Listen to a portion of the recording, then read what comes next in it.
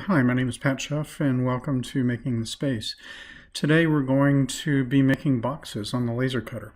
To do that, we're going to start with going to MakerCase.com, selecting a basic box, and then seeing what we can do with the various tools.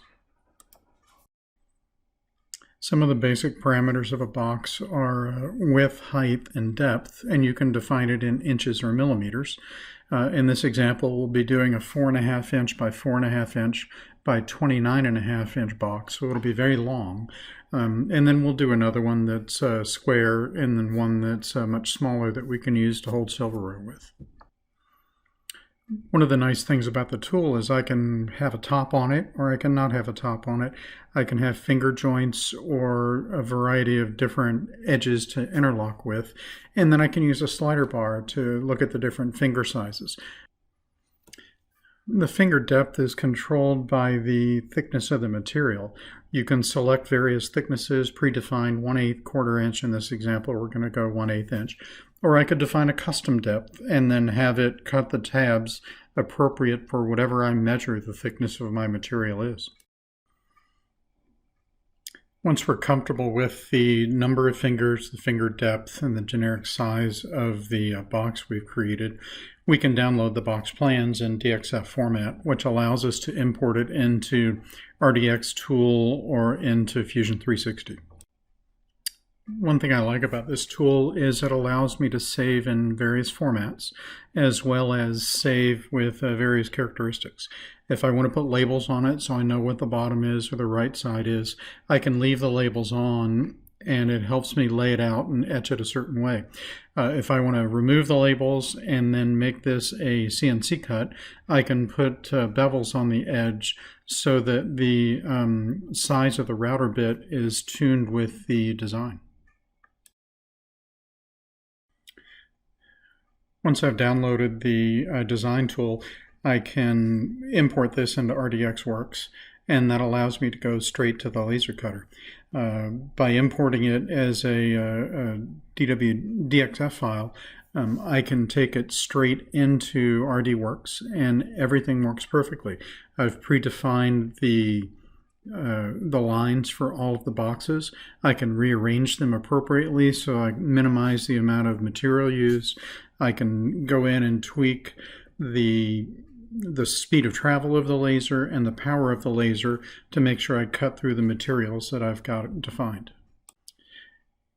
In this example, the only thing I really had to do was to rotate the bottom of the box, lay it next to the two sides so that it minimizes the material, and I can cut multiples of these if I choose to.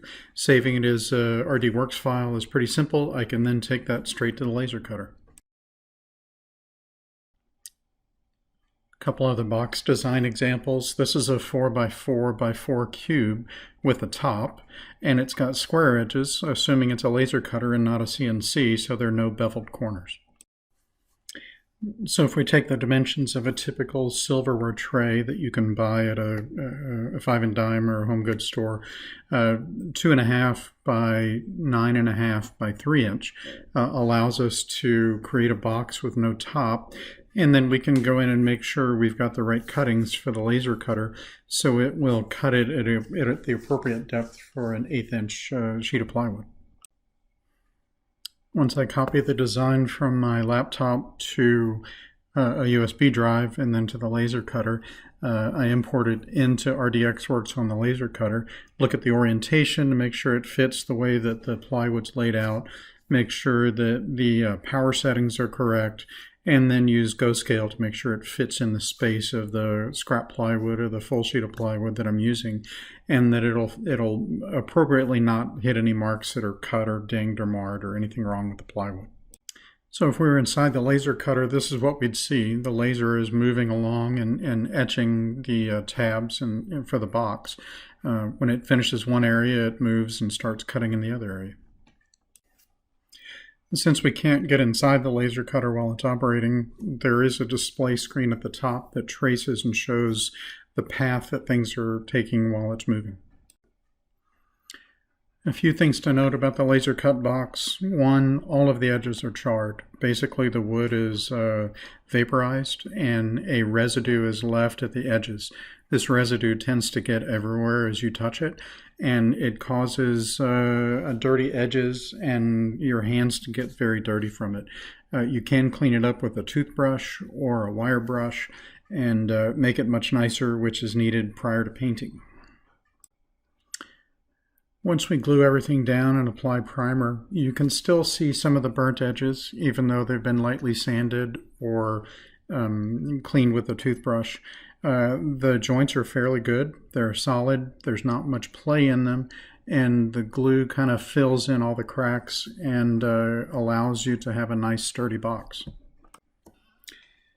If we take this exact same DXF file and bring it into a CNC machine, doesn't quite work. The beveled edges are a little large. They needed to be tweaked down a tiny bit, and we need to do a little bit of work. The width is not quite right. It doesn't lay right.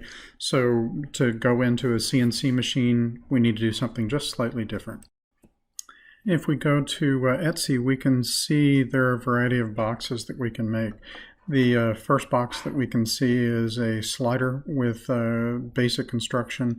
Notice the tabs are pretty small, and there are very few of them. Other boxes, you can have just standard storage boxes of various sizes, and they want $3.30 to download the designs. You can put intricate designs on your box once you've got it imported into a tool. I can go with a variety of shapes and sizes, and all of this can now be done free, and you don't have to pay for the designs by going to MakerCase and giving it the size and shape of the box that you're looking for, and it'll generate the plans for you automatically. Now back to your regularly scheduled program. And while some may see them as the crazy ones, we see genius. Because the people who are crazy enough to think they can change the world are the ones who do.